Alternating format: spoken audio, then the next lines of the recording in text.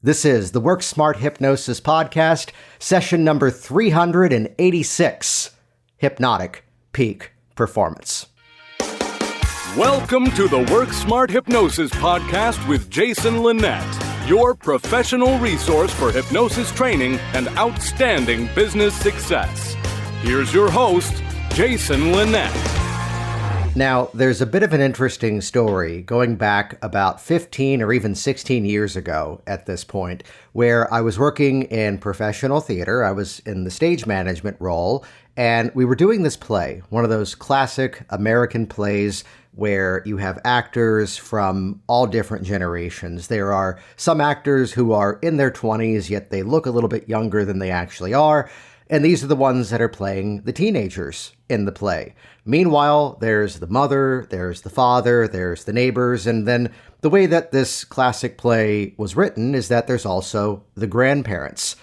And I tell you this because, as you might begin to imagine, there are some actors who are now in this rehearsal for this professional production, where some of them were fresh out of grad school, and this is their first professional job.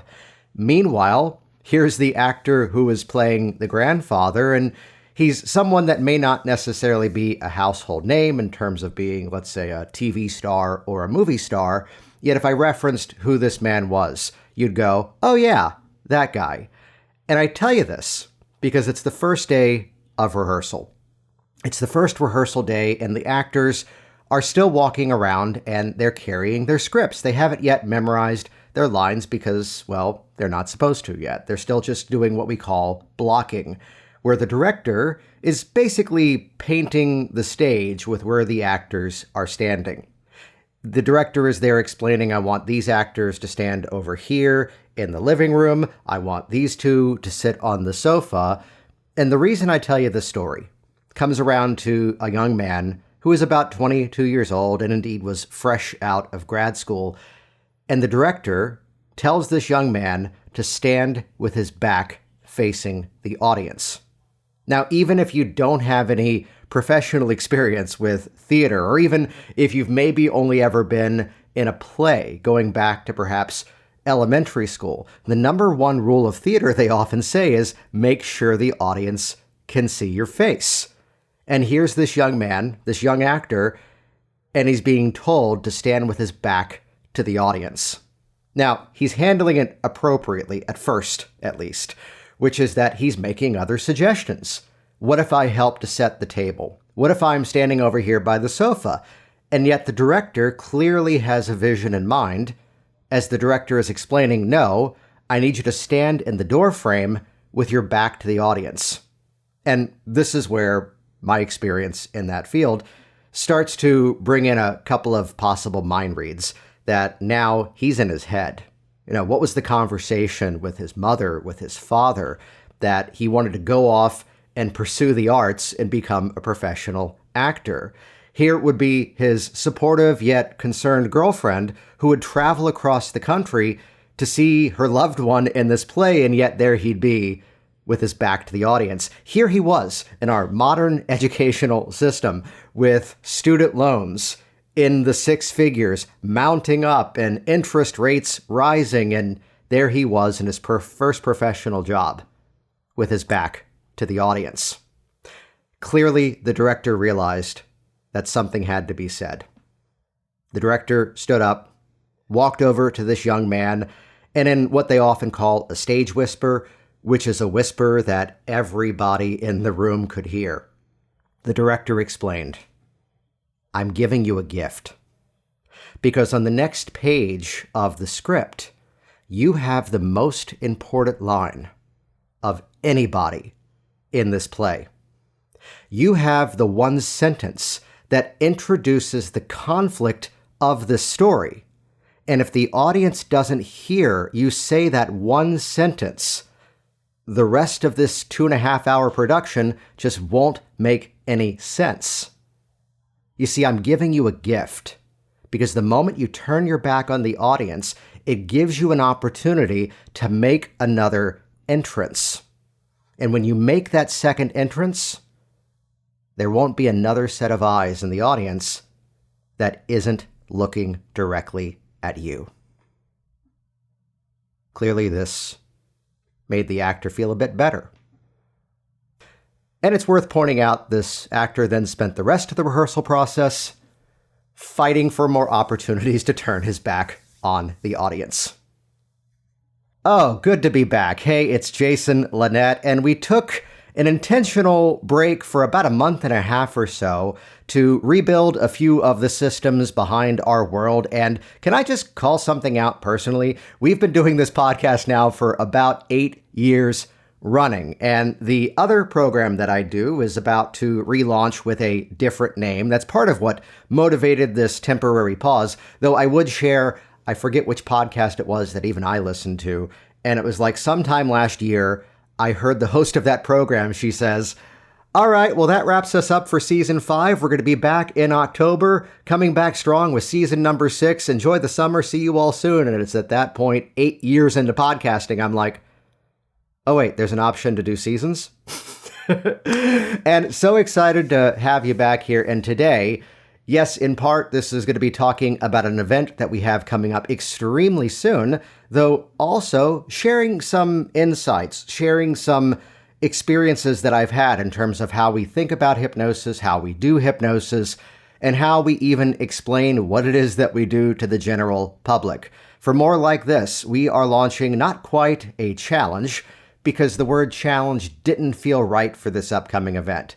It is the Hypnotic Peak Performance Power Week.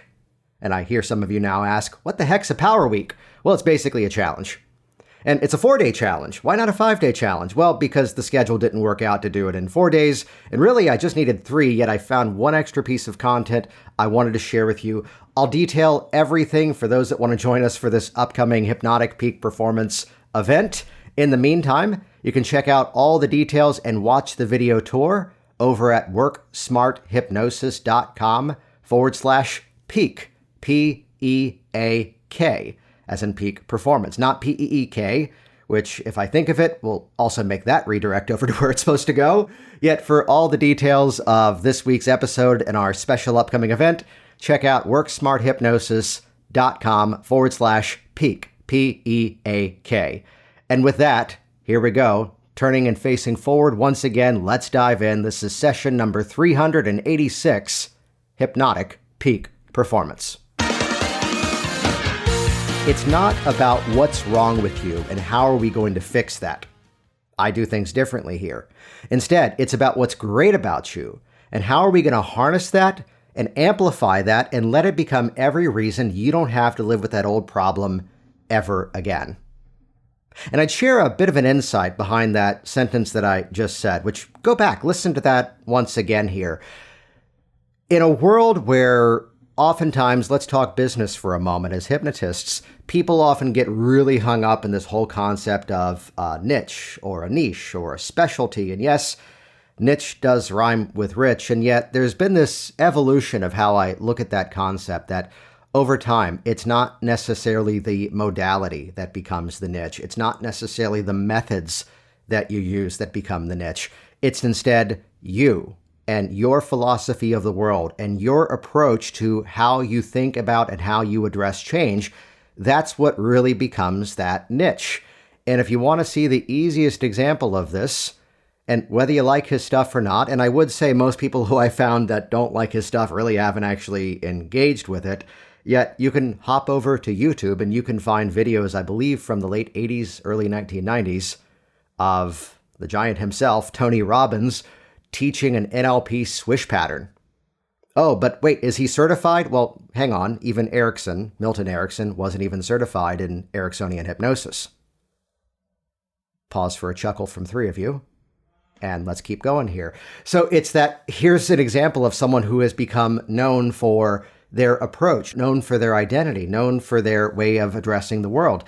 And as much as if you look at what is now the archive of what was the Virginia hypnosis business, as now I'm here in Florida, where it'd be stupid to call it Virginia Hypnosis, but still a great name, and we're holding on to the website, at least for now.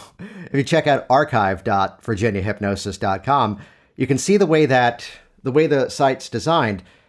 The way that I phrase this is kind of playful. You want to respectfully smack your audience in the face immediately with what they're looking for, which is where across that top banner, what are the core things that I focus on? And mine may be different than yours. My 3 big services: stop smoking. I say as I actually have a client in 9 minutes, so this will be a relatively brief episode.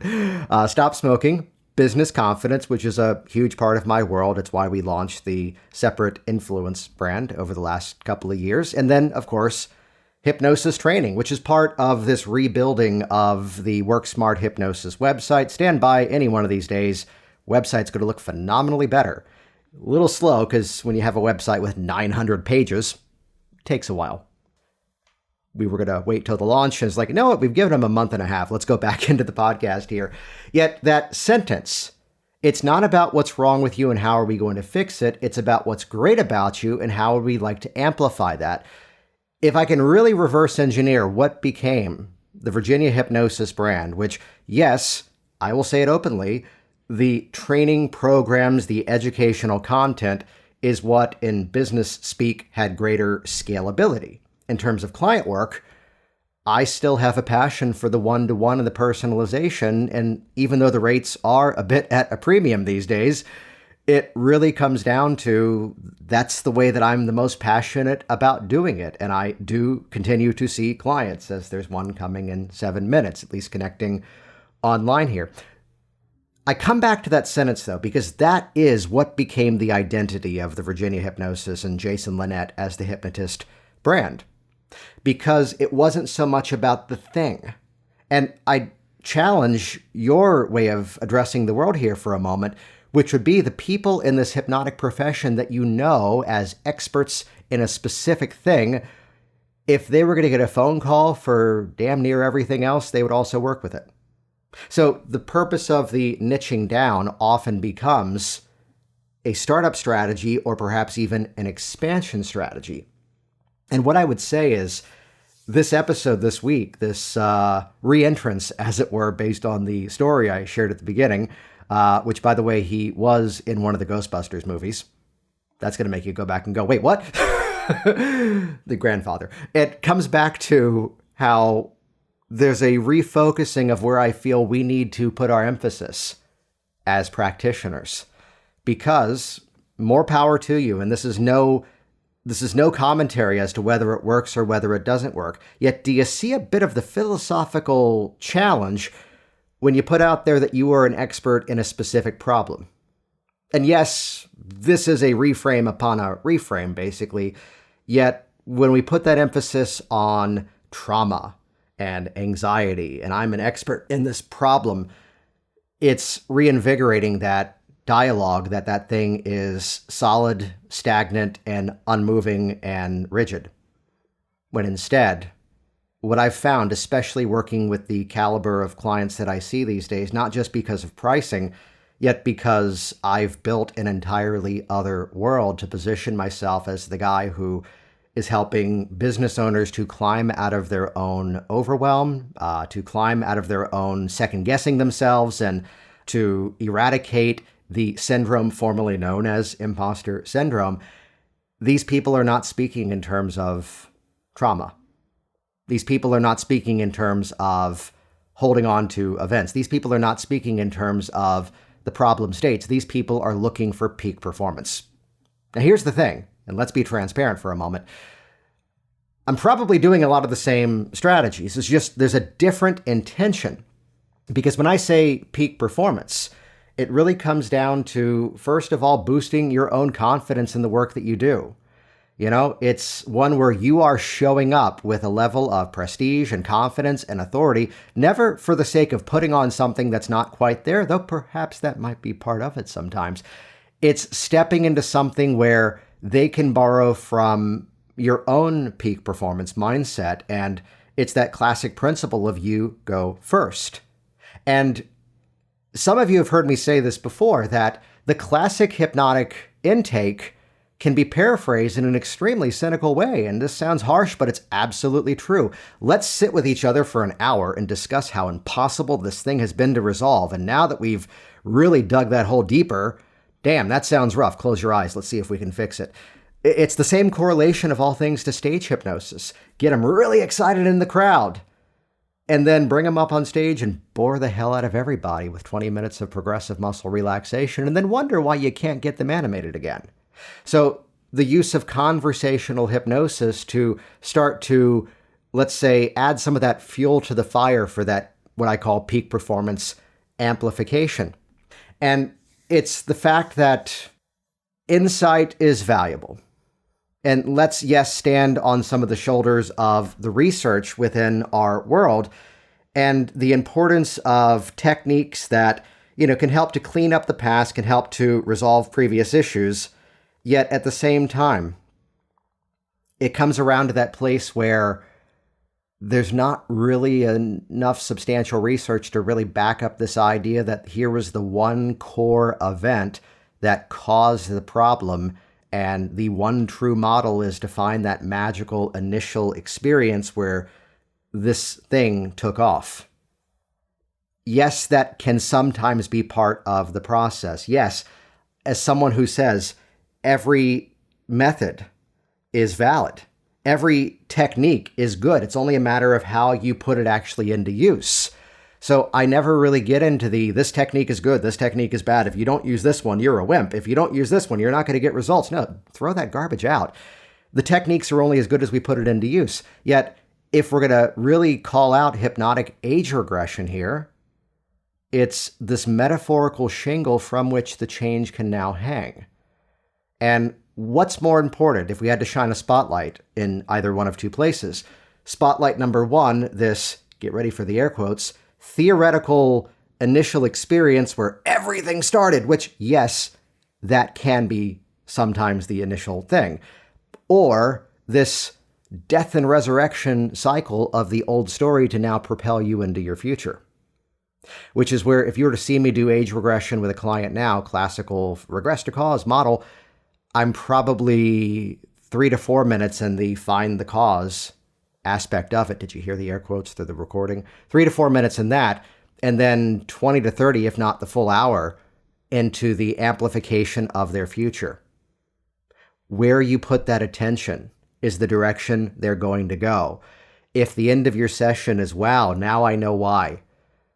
Unfortunately, at least in my experience and from what I've heard from others too, you end up with this unfortunate outcome that I know why I have this feeling, and yet I still feel that way. And now that I have validation, I feel even worse. So the beauty of this becomes it's all customizable. The beauty of this becomes every aspect of it is based upon that person who is in front of you right now. And as I recorded a video privately for the folks in our current WorkSmart Hypnosis Live and online course, it was where there's this big reveal of, okay, here's this resource library that you have, yet to look at every technique and every methodology as a record of how something was done in one specific experience with one specific client, with one specific intake on one specific day, and everything is then to be modeled. And then it's through the artistry of the customization and even better, the interaction within the client. That's how we amplify change. And it's far too often we find ourselves mistakenly doing an intake in a way that actually, again, amplifies the problem as opposed to amplifies the solution. And it's how sometimes just simply asking a question in a slightly different way can change everything. So as we dive back in here, once again, after this brief pause and reintroduction, I'm inviting you to join me for not quite a challenge, because the word didn't quite fit, so let's call it a power week, all about hypnotic peak performance. If you head over to worksmarthypnosis.com/peak, P-E-A-K, that's where you can see all the details for this event that's kicking off soon. Now, here's the thing. If you're listening to this in time and you're able to join the live real-time online event, awesome, fantastic. You're going to get the Zoom links. You're going to be able to interact during the program. You're good to go. If perhaps you're the other side of the world and the times don't match up, no problem. Everybody who signs up for this event is going to get lifetime access to the replays. Y'all know how I roll. Or if you're listening to this well after October 2022, and you're like, wait a minute, I missed that. When are you going to do it again? Answer is probably simple. I'm not. because we're going to capture it in a way that whether you're there with me in real time or you're watching after the fact, you're going to get all the knowledge. Here's the focus of the event: conversational hypnosis for covert peak performance amplification. That sentence, I believe, is 114 points in Scrabble. These are the exact words and phrases that I use with my clients to activate change even before the hypnosis begins. I have never talked in a training about the Willy Wonka transition. And if that doesn't grab your attention and make you go, all right, I'm dropping $27 for this event, worksmarthypnosis.com/peak, P-E-A-K. Also, the secret to immediately boosting your own confidence as a hypnotist. This is that thing that needs to be there by far more than most everything else. So first stage of this event, I'm going to be working on all of you. Let's help you to climb out of whatever's been holding you back so you personify and you amplify what's inside of that client. Hypnotic magnification for hidden client strengths. Regression is not just about finding the cause, and you're going to see some of the Work Smart principles, specifically my anchor sandwich strategy, which helps you to reliably fire off triggers in your client on demand. And the secrets to customizing these principles for all of your clients. I'm all about simplicity. I'm all about frameworks. I'm all about giving you things you can put into use right away. So check it out. Join us for the Power Week, Hypnotic Peak Performance. Check it out, worksmarthypnosis.com/peak, P-E-A-K. I'll see you there. Jason Linett here once again. And as always, well, we took a bit of a pause. We're back here once again. I'm going to make a personal ask at this point.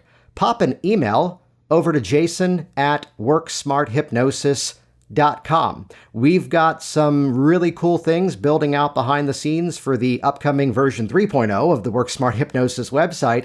So pop an email over to jason@worksmarthypnosis.com. Let me know where things are stuck with you in your hypnotic journey, whether it's specific client issues, whether it's something in your business. We're going to be monitoring that email over the next couple of days to see what your responses are, even if you're listening to this in 2025. Pop a message over to jason@worksmarthypnosis.com. We'd love to hear what you're up to. We'd love to hear how we can help. See you next week. Thanks for listening to the Work Smart Hypnosis podcast at worksmarthypnosis.com.